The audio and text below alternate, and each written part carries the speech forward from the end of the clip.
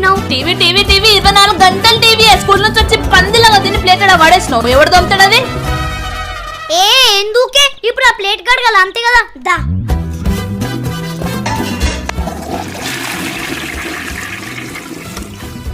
అట్లనా, జర్రాగు. తినురా, ఆ ప్లేట్ మంచిగా క్లీన్ అయింది కదా, తిను.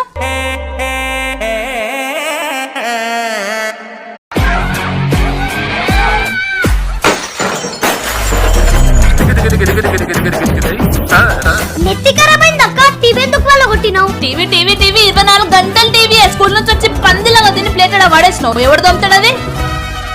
ఏ ఎందుకే ఇప్పుడు ఆ ప్లేట్ కడగాలి అంతే కదా. దా